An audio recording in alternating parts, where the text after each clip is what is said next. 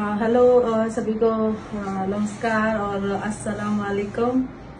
मैं अंजू और आज मेरा पाकिस्तान में लास्ट डे है और आज तक का जो यहाँ पे जब से मैं आई हूँ बहुत अच्छा मेरा सफर रहा है यहाँ पे और एक एक दिन बहुत अच्छा गुजरा है यहाँ पे और आज मैं जा रही हूँ और आज मेरा यहाँ पे अच्छा, मेरा एक सवाल है आपसे। अभी तक माशाल्लाह से आपने 2-3 माह गुजारे, पाकिस्तान के लोगों के बारे में आपका क्या राय है और आप कैसे देखते हैं पाकिस्तान के अवाम को, कितना आपको सपोर्ट मिला है यहाँ पे? यहाँ के लोग जो हैं बहुत ही अच्छे इंसान हैं। सभी बहुत ही मतलब प्यार से और इज्जत से सबका मेहमान नवाजी करते हैं। मतलब ये नहीं सोचते हैं कि हमारे घर के हैं या कैसे हैं, पर ऐसा फील जहाँ भी हम गए, बाहर गए, कहीं पे भी गए तो बहुत अच्छा मेहमान नवाजी किया है, जैसे हम उनके फैमिली मेंबर हो इस तरीके से। और यहाँ के लोग भी सारे बाहर भी गए तो बहुत अच्छे से ट्रीट किया मुझे और मुझे बहुत अच्छा लगा ये सारी चीज़। अच्छा, पाकिस्तान की जितनी भी सोर्स है, पुलिस है, आर्मी है, जितनी बड़ी सोर्स है, तो उसकी तरफ से तो आपको कोई परेशानी नहीं हुई अभी तक? हाँ, मैं उनके बारे में भी जरूर बताऊंगी और मैं तारीफ भी करती थी, बोलती थी, क्योंकि मेरे साथ कुछ कमांडो को सिक्योरिटी दी थी तो उनका नेचर भी बहुत अच्छा ट्रीट कर रहे थे, मेरे साथ थे, बहुत अच्छे से रह रहे थे वो। उनकी जो मतलब जो मैंने देखा, मतलब पुलिस स्टेशन भी गई, वहाँ पे भी इतने अच्छे से ट्रीट किया। वो सर थे जो भी हेड सर थे, उनसे मिले थे तो वो लोग भी बहुत अच्छे से, मतलब इतना तरीके से बातचीत करना, बहुत अच्छे से, मतलब उन्होंने एक रिस्पेक्ट दी मुझे कि मैं अदर कंट्री से आई हूँ। बहुत अच्छा प्यार दिया उन्होंने हमें। बस हमारी भी दुआ है कि आप हमेशा जो पाकिस्तान इंडिया इसके लिए काम करें और इसकी अमन के लिए और एक दूसरे के लिए अच्छी भाईचारे के लिए काम करें। हमारी दुआ आपके साथ है, आप जाए इंशाल्लाह। Thank you so much. हाँ, और ये जब से मैं आई हूँ फर्स्ट डे से यहाँ पे, और जब से, और ये पार्क सिटी जो ग्रुप है इन्होंने हमें काफी हेल्प की है, मदद की है और हमें किसी चीज का कोई भी कमी या कोई भी महसूस नहीं होने दिया। हर तरह से हमारी बहुत सपोर्ट की है इस ग्रुप ने और सब ने, और हम बहुत ज्यादा हमें कुछ फील नहीं होने दिया। काफी अच्छा हमें इज्जत और सम्मान दिया है और मैं बहुत खुश हूँ इस चीज से। और बस हमारा आखिरी में आपको एक पैगाम है कि आप इंडिया जाए, दुनिया की किसी भी कंट्री में जाए, हमें मत भूलिए। हमारा इंशाल्लाह हमेशा साथ आपके साथ राब्ता होगा और हमेशा से हम आपकी अच्छी के लिए दुआगो हैं। जज़ाकल्लाह। हाँ, और ये जब से मैं आई हूँ फर्स्ट डे से यहाँ पे, और जब से, और ये पार्क सिटी जो ग्रुप है इन्होंने हमें काफी हेल्प की है, मदद की है और हमें किसी चीज का कोई भी कमी या कोई भी महसूस नहीं होने दिया। हर तरह से हमारी बहुत सपोर्ट की है इस ग्रुप ने और सब ने, और हम बहुत ज्यादा हमें कुछ फील नहीं होने दिया। काफी अच्छा हमें इज्जत और सम्मान दिया है और मैं बहुत खुश हूँ इस चीज से। और भारत छोड़कर पाकिस्तान जाकर शादी करने वाली अंजू अपने बच्चों की कस्टडी के लिए भारत वापस आई है। तमाम पूछताछ के बाद उसे कल दिल्ली से वापस जो है वो हरियाणा जाने, जहां पर भिवाड़ी में उसका परिवार रहता है, वहां जाने के लिए उसे इजाजत मिली है। लेकिन सवाल ये कि अपने बच्चों को वापस लेने आई अंजू क्या अपने बच्चों को पाकिस्तान ले जा सकती है और उसकी बातों में कितना दम है कि उसने ईसाई धर्म छोड़कर इस्लाम धर्म ग्रहण कर लिया और वाकई में पाकिस्तान में उसे वो तवज्जो मिल रही है। हमारे साथ बात करने के लिए एडवोकेट एपी सिंह हैं, जो कि सीमा हैदर मामले में वकील हैं, और सीमा हैदर जो कि खुद पाकिस्तान से भारत आई, उस मामले में सीमा हैदर के तमाम अनुभवों को उन्होंने सुना और समझा है और पाकिस्तान के हालातों को भी जाना है। एपी जी, ये बताइए कि क्या लगता है कि अंजू के दावों में कितना दम है कि वो इस्लाम धर्म ग्रहण कर चुकी है, बच्चों को लेने आई, किस तरह से देखते हैं? देखिए, इस्लाम, अब पहले अंजू तो हिंदू थी, हिंदू से ईसाई बनी, ईसाई से इस्लाम धर्म ग्रहण किया। अब भारत में अगर करें तो 4 धर्म है, हिंदू, मुस्लिम, सिख, ईसाई, तो सिख धर्म एक रह गया है उसके लिए। बस चलिए ठीक, कोई बात नहीं, उसने बदला जैसे।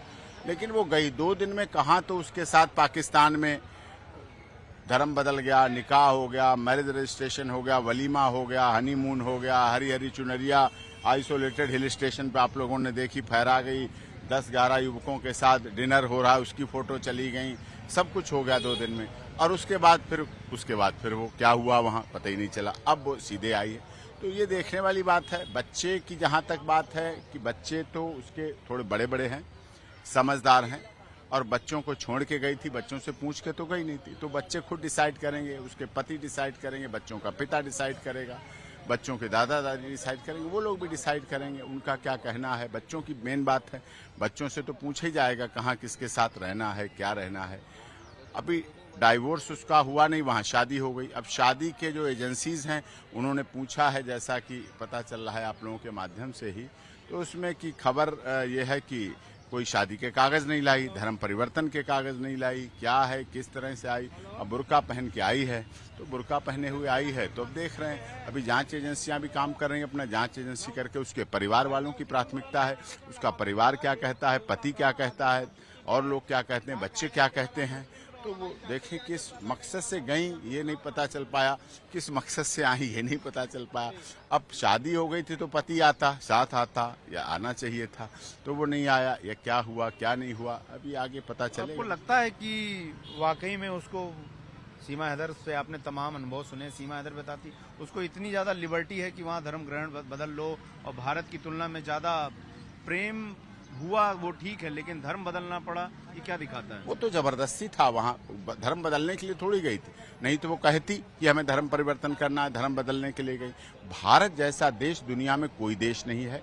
इस देश के माननीय प्रधानमंत्री जी सबका साथ, सबका विकास, सबका विश्वास, सबके साथ न्याय कहते हैं, करते हैं, बोलते हैं, करके दिखाते हैं। वसुधैव कुटुंबकम का नारा, one earth, one family, one future, one health का नारा हमारे देश के माननीय प्रधानमंत्री जी देते हैं, भारत सरकार देती है, वो करके भी दिखाती है। पाकिस्तान आतंकवाद का जनक रहा है, पैदा आतंकवाद वहां से होता है, पालता है, पोसता है, बड़ा करता है, और उसको आगे फिर स्पॉन्सर करता है। तो वो महिलाओं की स्थिति क्या है, सीमा ने कई बार आप लोगों के न्यूज चैनल पे बताया, पावदान जैसी स्थिति है। कभी वहां महिलाओं के सम्मान, महिलाओं के आदर की बात होती।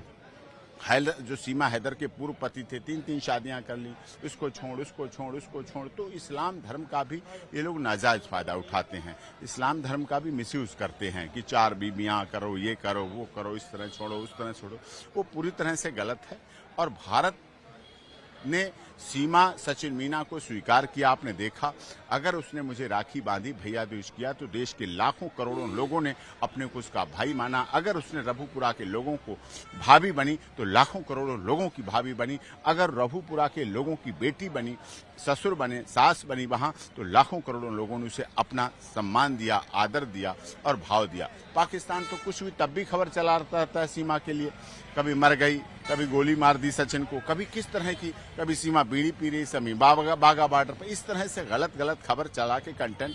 उनके अपने खाने पीने को तो कुछ है नहीं, लेकिन सीमा सचिन मीना, डॉक्टर AP सिंह के नाम से खबरें चला के अपनी रोजी रोटी चलाते हैं। तो इस तरह से किसी को अपमानित करना, अनादरित करना, ये भी पूरी तरह से गलत है। इस संबंध में अंजू वाले मामले में आपकी सीमा हैदर से भी चर्चा हुई होगी जी। सीमा क्या बताती है कि क्या उसका पाक की सेना और एजेंसियों ने इस्तेमाल किया होगा जासूस बनाने के लिए? क्या लगता है आपको, क्या सोचती है इस बारे में? तो वो कुछ ज्यादा क्या कह सकती है, लेकिन अब तो क्या हुआ, इतने दिन क्या हुआ।